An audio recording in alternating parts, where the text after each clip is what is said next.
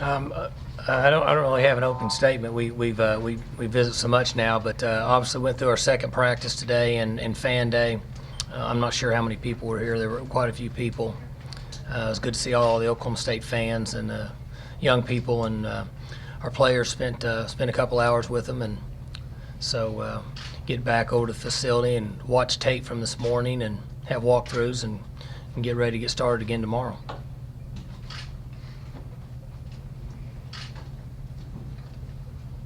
Out of all the media days, what question have you been asked the most? Oh, I don't think it really the most. You get an array of questions, everything from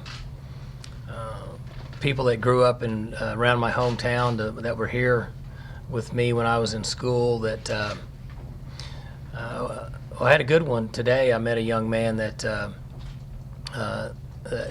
when he was little, that I had taken a picture with a while back out of town, and it was a pretty unique situation. But I get a lot of different questions today. Talk a little about the new offensive coordinator and his adjustment to Cowboy football and your adjustment to him. Oh, I think Mike's doing very well. I'm comfortable with the way he's settled in, and he's much different in practice than he was in the spring. And I mentioned a few days ago, I thought that he approached it in the right manner, and that he allowed the other coaches to coach, and he was new to the system. He didn't know as much as they did, not as much as the quarterbacks did. But I think he's very comfortable with our system now, and I see him being much more aggressive in practice, and seems to be going very well at this time.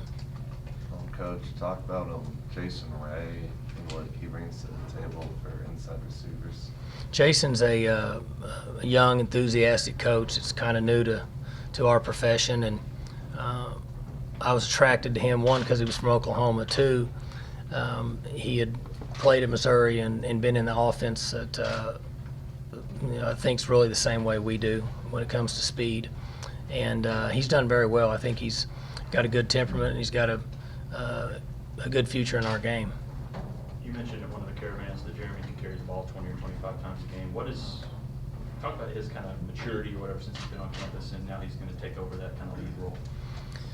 Well, the backs that we've had that have kind of had or taken the lead role for us have carried the ball 20 times a game for the most part. And a lot of that's based on how the other team plays us. You know, they may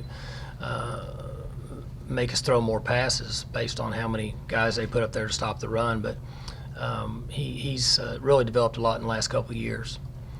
You know, there was a time where he wasn't sure that college football was for him.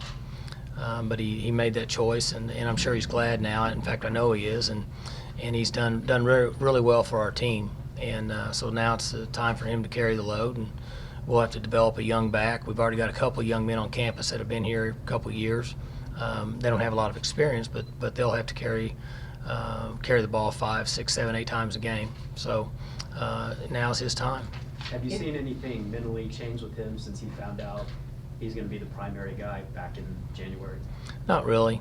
Jeremy's fairly quiet and kind of goes about his business. And I think the advantage we have, not only with him but some of the other players, is they've been in so many big games, and that everything's just another day for them, which is good. But he seems to be doing very well at this time, though.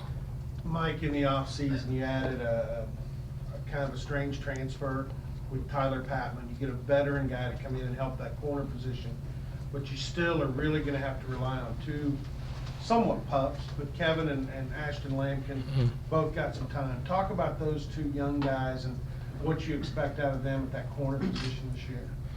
Well, they'll be better than they were last year. You know, we had to rely on some last year, and it's really scary when you have a true freshman out there on the edge. And they've developed. They still have to learn and mature and understand, play hard all the time, which is usually the last piece for a football player at this level, understanding how to compete on every play. But they move their hips, they can turn their hips, and they can accelerate. So, you know, as we progress through preseason, they certainly are going to have to play in games and give the other guys a break. There are two guys, too, that seem to have really embraced some of at least the attitude change with Glenn and what he wants from from that outside position. They kind of like, they're more in your face kind of guys, being a little younger. And they've they've only been here a year, and so the change is not as significant for them as it would be for other guys, and so they've had a pretty smooth transition into the style of play that we're interested in this fall.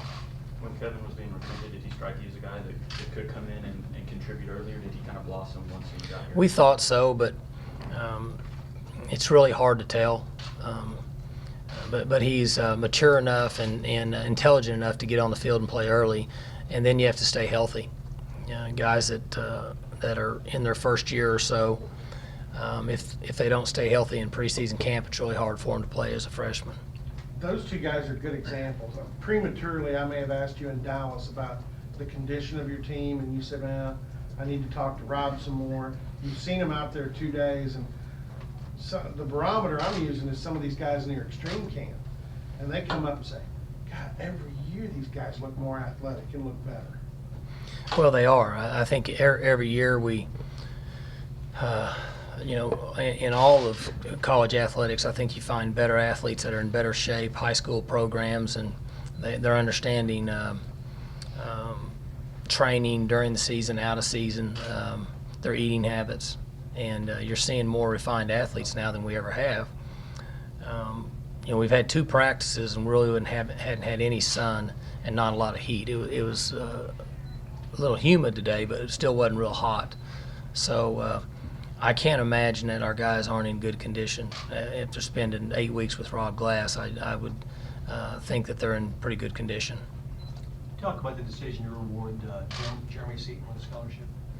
Well, we had a number of players that fit the criteria and are eligible for us to put on scholarship. And, we have our wall downstairs that you guys have seen that we're very proud of, that we've had a number of walk-ons here earn scholarships and compete and play very well at this level. And we've had guys that are playing in the NFL that were walk-ons. And Jeremy has worked extremely hard, and he competes on Saturdays, and he's in there with the ones, and so he's a guy that qualifies himself to be put on scholarship. And for a coach, for our coaching staff, that's one of the neatest parts of our job, is to be able to tell a young man that we're able to put him on scholarship. A walk-on, when he arrives, is just a face in the crowd. I mean, at what moment do you know, hey, this isn't just a guy? You know? It's changed a little bit, Jimmy, in that we get some of these walk-ons in the summer now, and there's a certain number of them, 12 to 15, it varies a little bit, that will go through preseason with Coach Glass in the summer. Now, we don't ever get a chance to see them, but during that training, 1, if they make it through it, and 2, if they seem like they hang in there, then they have a chance physically. And then after the first couple weeks, we can usually tell if a young man's got a chance at some point to compete at this level. Mike, you've had a lot of marquee receivers over the years, but compare this group top to bottom in terms of talent and depth to other ones you've had. I think we have a really good group, and at times it's a little unfair to compare guys to Dez and Blackman with the history of one, first-round picks and 2 of the most talented players to compete in this league. But from top to bottom, as you mentioned, we have 10 or 12 guys that I think in 3 weeks could play in a game and go out there with the ones and have success. So we may be as good at that position as we ever have been without having a maybe potential first-round guy that would be in the senior class. Mike, every opener presents its own challenges, but what's different? What's the challenge difference when you're facing a Mississippi State versus Savannah? Yeah. Obviously, they're very physical. One thing that when you play an SEC team, you're going to compete against a group of guys up front that are they're going to be 300 pounds and they're going to run well. And what it forces us to do is to pick the pace up a little bit a week to 10 days earlier than what we would want to in preseason camp. And that's really the challenge, is that we have to do a good job as coaches of giving them enough to be prepared for the first game, but not so much that it affects them later in the year. And we've had discussions about it, and we're obviously settled in on a plan, and that's what we'll stay with till the game. Safe to say, if you were opening, say, against Savannah State instead this year, you might have already named a starting quarterback? Very well could have. You bring up a good point there. I would say it's probably a pretty good chance. What's it mean to the offense if you're a guy like Tracy Moorback, and if you've seen in the couple days you've been out there, just his excitement level to be back on the field? Tracy's been good. He had a good spring and was good this summer.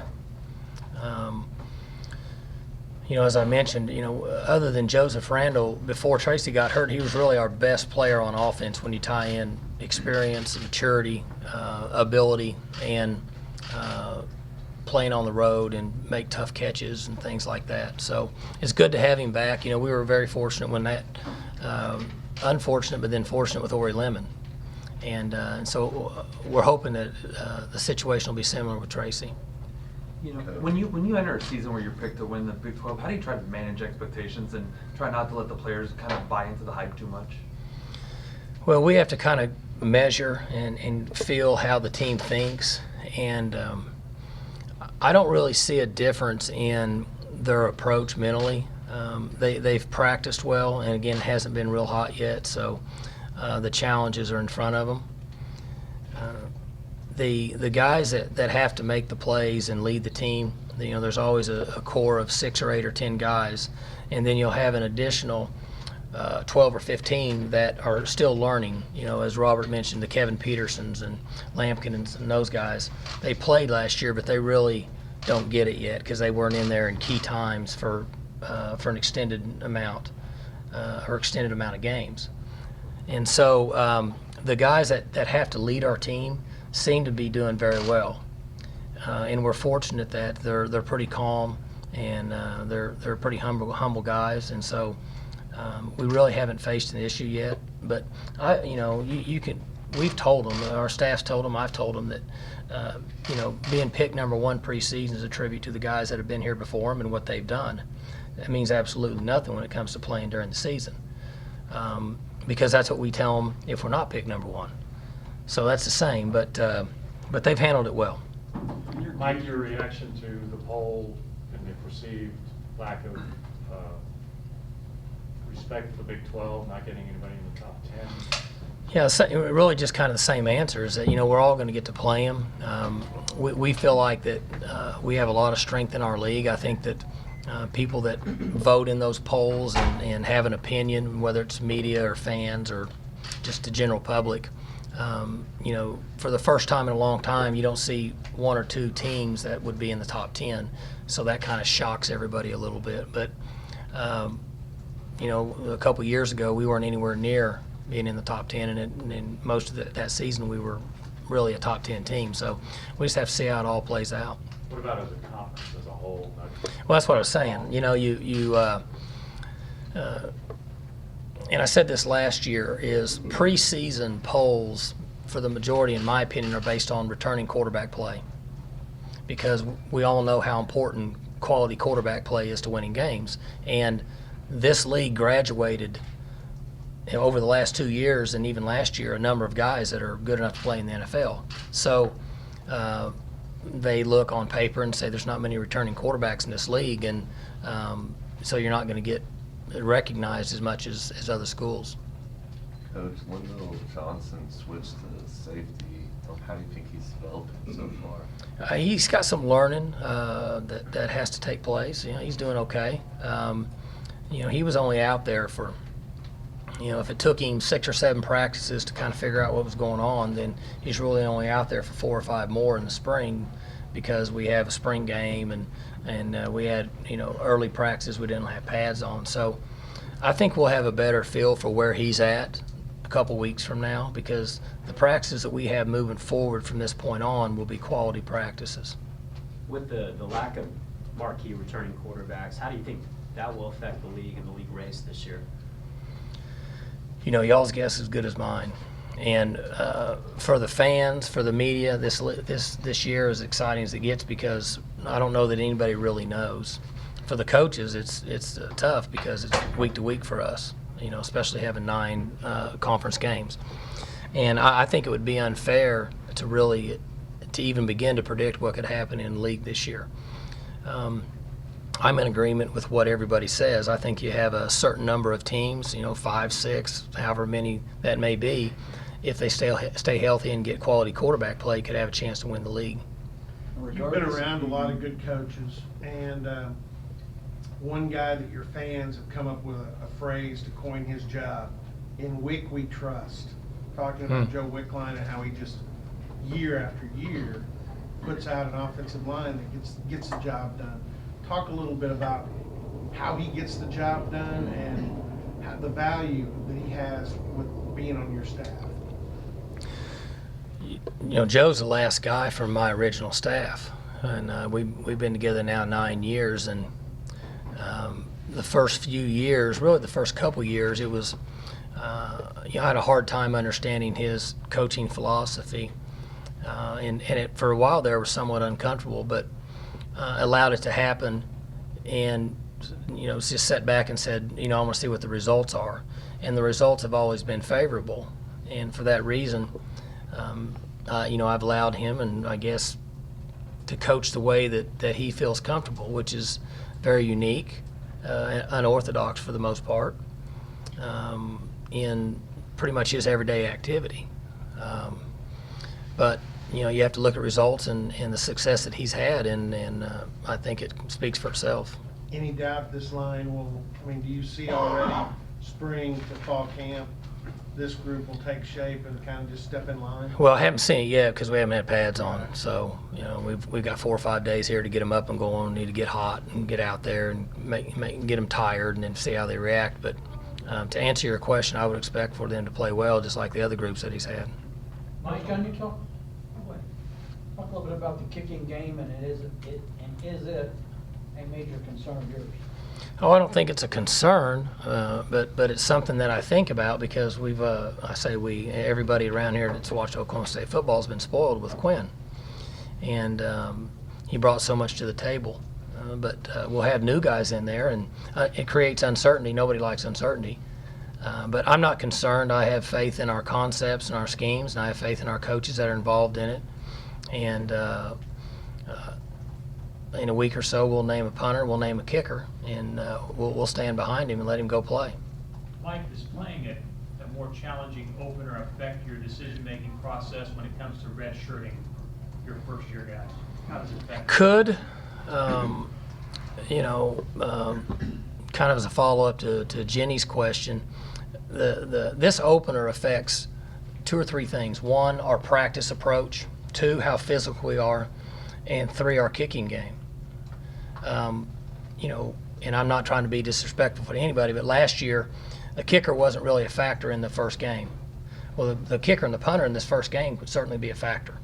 So we have to to speed up the process in getting those guys ready to play. But I don't think, or we shouldn't, as a coaching staff, let it affect our red shirt, because these young men in 15 days will either be ready or they won't. Not necessarily who we're playing, just based on how they handle the conditioning and practice and their health. How do you equate the loss of Blunt, yet you still have 2 experienced quarterbacks, not 3 experienced quarterbacks, but as far as more practice time for the other 2 guys, or is there a pro and con to the whole thing? Well, the con is that we lost him. I tried to recruit him twice. He's one of the few players I recruited twice. Got him the first time, failed the second. Calvin Barnett, I failed the first time, got him the second. But it helps us with reps, Al, just what you mentioned. One issue we had, and I shared this with everybody in the spring, is trying to get them all work, because you have to get quality work with the right guys in order to have a chance for success on Saturdays. And when you had 3 guys, it was difficult. We had discussions about how that was going to work this fall, and unfortunately for us, Wes left. But the good news with that happening is it helped us from a rep standpoint. There were times last year when Justin Gilbert kind of struggled on the field. What do you expect to see out of him this year? Justin has had a good winter conditioning, and he had a good spring, and he's been really good this summer. And I expect for him to play completely different than what he did last year. And I felt like he listened to outside sources, people that didn't have his best interest at heart. And sometimes when you're 20 years old or 21, however old he is, you can get tugged in the wrong direction. And I think that he kind of protected himself and didn't play very well, and he agrees. So I look for him to play better this fall. Mike, obviously beating Ole Miss is important for you guys, but there are a couple other Big 12 teams playing SEC teams as well. You got caught up in the perception game a couple of years ago. You know how that can factor into rankings and all that sort of thing. Is it important for the Big 12 to win these games against these SEC teams, or at least play pretty darn well in them? Yeah, I don't think there's any question the Mississippi State game's a big game. And when you have the preseason competition and the way that the BCS is set up, the way that it's eventually going to be set up with the Final Four, I don't know what, has anybody ever decided what we're going to call that? College football playoff. Okay, the college football playoff, whatever it's going to be called. These games will factor in. So if we as an administration decide to play those games, then you have to be ready for that to factor in to the nation's perspective of you as a football team after that game. And I don't think it's going to be any other way. Mike, you were considered an innovator a few years ago when you decided during the regular season to cut back on the amount of contact. With all the talk now about safety in football, was safety a part of your thought process when you decided to curtail it during the regular season? Safety was, they're directing it more now at blows to the head. I think the concussions, which is really good because we all worry about that. I have my own kids that play football, and I don't think there's ever a time that they go out there that you don't worry about a blow to the head. So we're trying to make the game safer. Years ago, fatigue, which we feel like is a key issue, a key factor in injuries. And we thought that we were fatiguing our players, putting them in a situation that they couldn't perform at a high level, which increased their chances of being injured. And so safety was our thought at that time, and we like that concept. And there's certainly pros and cons. I don't think there's any question. I've had a number of barrage of people say, your defense, they could tackle better if you hit more. Well, that's probably true, but there's give and take in everything we do. We've been fortunate over the last few years that our injuries have been limited, and I say that we had a couple issues with our quarterback last year that were somewhat unorthodox, but for the most part, yes, the safety and the health of our team, because if we don't get them there on Saturday, we're never going to really know. They've got to show up there. Now, the flip side of that is they got to be physical and be in good shape. So those are decisions that we make. Your brother. Go ahead. If you could make a decision on behalf of college football that would enhance the safety of the game and alleviate some of these concerns, what would be the thing that you would say, let's do this? I believe that they're moving in the right direction. I just have some concerns of putting too much of the decision-making process into an official's hands. Not that they would pick one team or the other to make a poor choice, but when I listen to Walt Anderson, the director of officiating for our league, and those officials and have conversations with them, for the most part, they don't want to be in that situation either. Okay, they want to be able to make a call and it's either this or this way. They don't really want to have to factor into making a decision, and we all know why. There's tons of money involved in decisions that are made in games. So that's my concern, but I think that we're moving in the right direction. The targeting rule is what's become very popular right now, and I think that the short-term solution for this new rule is, if you can tell through video replay that a player has had a number of steps and still targeted and hit another player up in the head in the open field, it's evident that he thought about doing that. But for example, the video that we all watch with the young man from South Carolina that hit the guy from Michigan, I don't know that he had any time to even think about that. I think he was just playing the game. And there's been a number of people say that that would have been an ejection. That would really concern me because I wouldn't know what to tell him. He just went up the field and slanted inside, and the guy, he hit him. So that's my opinion. Everybody's got an opinion, but that's my opinion on the rule. For background, your brother dealt with more, at least visually it seemed like, but do you look back on your career, even though people didn't know concussions as well back then, and say, yeah, I was concussed and still play? I mean, do you think back on some occasions that happened to you? Well, obviously, he's had more concussions, you can tell. And I didn't mean that in a bad way for people. I have a lot of, I honestly didn't mean it. I meant it much more toward him. But because people that have had concussions, it's a very different situation because some people, I know that we've had them too, and they didn't know how to measure it. And everybody kind of recovers and reacts differently. That's why when we have a young man that has had a blow to the head, sometimes he's back out there in 2 days, sometimes he's out for a month. Because the testing they have now, which I think is good, nobody really knows until they put him through the testing. And there's a lot of opinions based on how they end up with these tests. But somebody that's a lot smarter than me's come up with them, and I think the system's pretty good. I don't think it's perfect, but I think it's pretty good and it works. What's your gut feeling on how official crews will handle this though in the beginning? Do you think they'll be overly cautious about it, or do you think they'll try to work it in as the games go on because of the ejection factor? Well, you've watched college football for 3 or 4 years in your career, and if you know the thing that worries me is when there's a new rule in effect, they usually try to call it and set a standard. And I'm hoping that it won't be that way. I'm hoping that unless it's a blatant target, then they'll try to keep the game the same. I thought the game was fine, in my opinion. I do think there's an advantage in replay, and because if you just put yourself in the situation of the official, and you've got your keys you're watching, and all of a sudden there's that, and then something happens. How do you really know? I mean, you have to make a decision just like that. So I think that the replay can really factor in, but I honestly don't know what their thought process will be. I have a lot of faith in Walt Anderson in our league. I really do. And I think that he'll handle it the right way. You already talked about distribution of reps being a little easier with 2 guys instead of 3. But what's it like, just as a coaching staff in general, compared to last year? This year you've got 2 guys with a pretty substantial amount of on-field experience.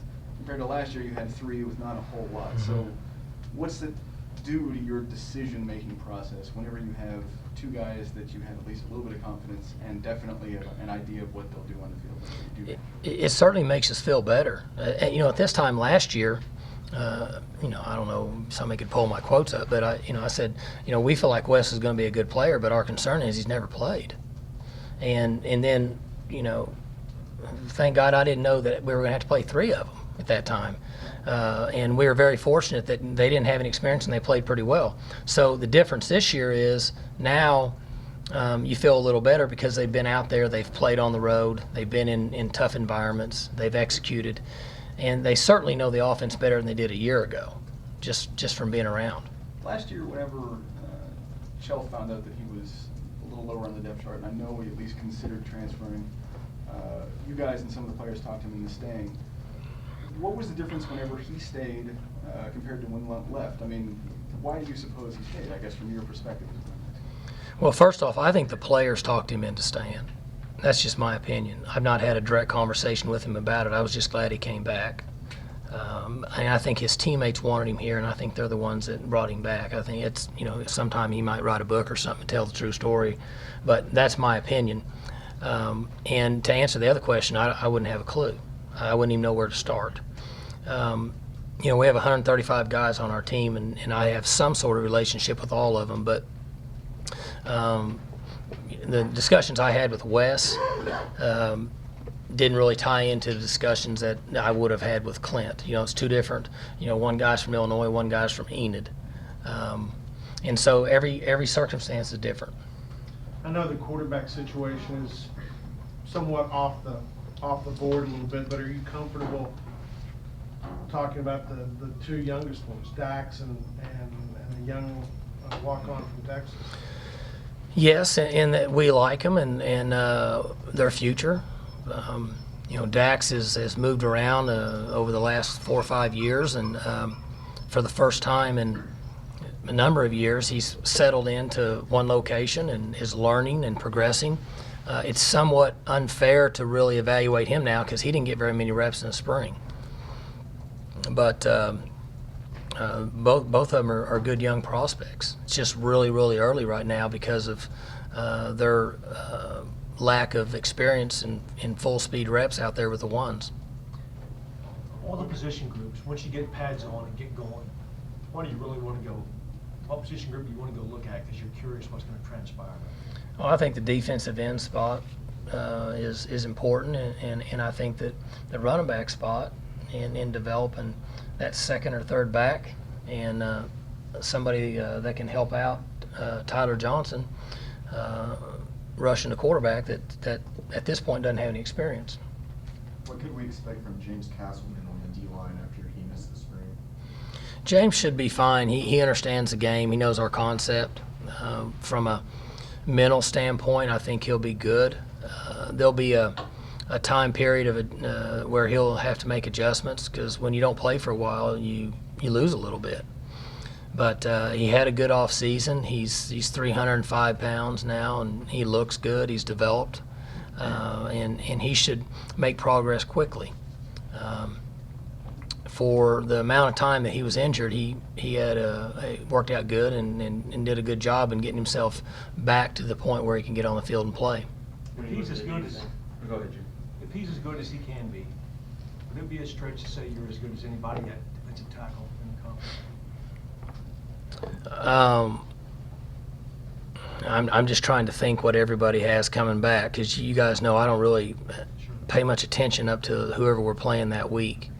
I will say that with the 4 or 6 guys that should potentially play in those 4 spots, a backup tackle or backup end, if we end up having 8, then it's the first time we've ever had that here since I've been coaching. I think that from top to bottom, we're more athletic and better than we ever have been since I've been the head coach. When you look at the defensive side, there's a lot of returning guys that you could look at as being leaders in one way, shape, or form. Do you need just one of them maybe to step up and be that vocal guy in the first couple days? You got to have more than one. Calvin Barnett's been good. Caleb's been good. Sean Lewis, he doesn't talk, but he's good from a leadership standpoint. Daquan Lowe's been good. We've had a number. I'm sure I've forgotten some guys. Tyler Johnson was injured, but he's been good. His work ethic's been good. So you have to have a number of them. I think more so now than we used to have years ago. In my opinion, it may seem far-fetched, but it kind of ties into all the social networking. There's so much going on that you have to have more people that can control your team than just one, because it's just a lot going on out there. Could you just talk about Calvin and his improvement from when he first stepped on campus? Calvin's come a long way.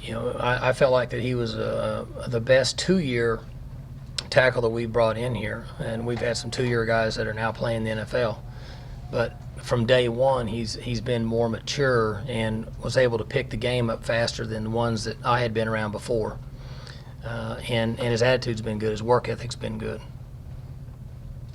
A lot of the talk in Dallas has been that with this offseason and everything, he could be one of the best receivers in the league this year. Did you expect that out of him whenever you left here? I certainly believe it could happen. If Dez is focused and tied in and in good shape, I think he'll be in better shape because he's healthy now. This time last year he wasn't healthy. I don't know what he had, a groin or something. And I felt like it took him another month after that to get in shape. That's just my opinion from outside looking in, and I don't see a lot of it. But I know in his last 6 or 7 games, the way our schedule fell, I ended up being able to see a lot of Dallas's games. I don't know why, but it just worked out that way. And I thought he started to play really well. And once he gets comfortable, he's in shape and kind of gets in a groove is when he flourishes. Mike, have you seen the value? You got probably more NFL players out of your program there's been in a long time. Do you see that value on a daily basis with recruiting, Oh, yeah. everything else? Players want to, young men want to get a degree, but they also want to be in an environment they're comfortable. They want to be coached and treated with respect, and then they want to have a chance to live their dream for the most part, which is playing NFL. So they're attracted by an environment that can give them best opportunity to play in the NFL. And so you got to have guys out there to sell to get the guys to come in. Who's changed their body so much that you almost didn't recognize them? Let's see. Not in the media, I mean. Yeah. You know, I was thinking of that Abraham Lincoln commercial. You know, y'all don't remember that commercial? Not sure. About being honest. Let me think here. I would say, you know who has is Juwan Seals has put on 15, 18 pounds or something. Has really developed himself. Good. One more. Coach, Kai Staley's coming back for one more year. What's that mean to your backfield? Kai's been really good for us. He's one of the leaders that we talk about. You know, we tease him, he's back for his 10th year. And I said this, and Kai and I have become really close. He's like a seasoned vet, and Kai would play here as long as he could. He loves football, he loves being around the team, and it's really amazing that he's capable of doing what he does in practice and in games. And it's important for us to have that fullback at times, and he's certainly a good one. You know, he's been around, and he's a great addition to our team. I got one more. Jimmy asked about guys that have changed kind of their body type, and Gavin tweeted out a picture yesterday of Jeremy Smith's arms. I was like, look at those biceps. Is he the most jacked running back you've ever had on the roster? You know, he's had those for a while, a couple years. You know, it's been 2 years now that I always tease him when I see him in the off season that if I looked like him, I'd just move to L.A. and just walk around in swim trunks all day. But he's certainly benefited from, as the players call it, body by glass.